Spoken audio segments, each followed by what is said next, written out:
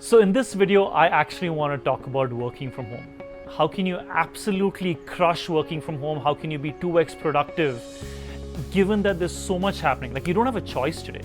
Because of COVID, you're forced indoors. A lot of companies are like, I'm going to be 100% remote, right?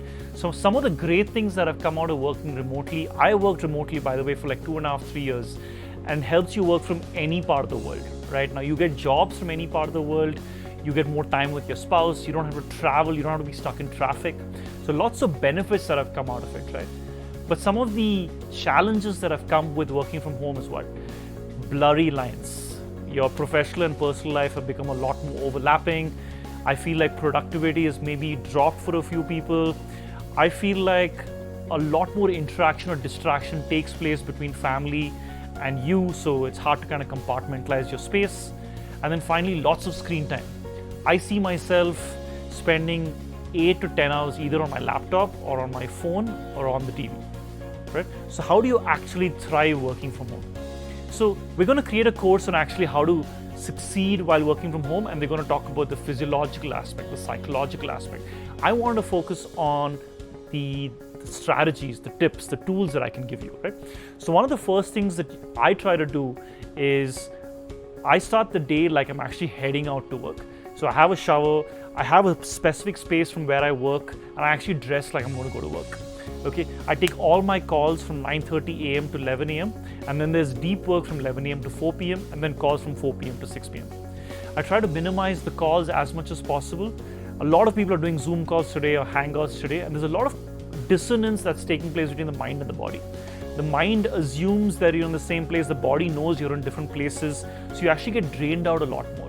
So it's important that you actually start minimizing a lot of your calls. Second is you having a space where you work from. It could be a dining room, or rather the table in the dining room. It could be a specific room from where you work, but not your bed. You want to never work from your bed because that's the place your mind needs to register saying that's the place from where you sleep, or that's the place where you go unwind.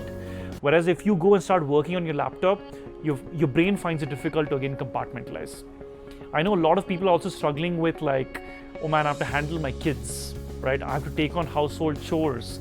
And unfortunately, everyone needs to step up, right? It's not just like the lady in the house needs to be doing the work and the guys can focus on work, right? If everyone stepped up, I see stresses happening in the relationships because women still feel like they have to do all the work and the men aren't doing it, okay? So it's important again that everyone starts contributing towards the effectiveness of the house, keeping the house clean. Okay, and finally, talking to your friends. Like, remember, all the energy has been taken off you. All the fun, good things have been taken away from you. Like, I was talking to my wife the other day, and it's like we can't hit the clubs anymore. We can't travel anymore. I feel like house parties, like anything that derives joy, in some sense, has been taken away from you. So how do I still create joy in my life? So one of the first things that you can do is actually the compartmentalization, at least over the weekend, right? Like my wife and I, we try to do date nights every Friday. My friends and I from all over the world, we try to play Ludo or do hangouts on Saturdays, right?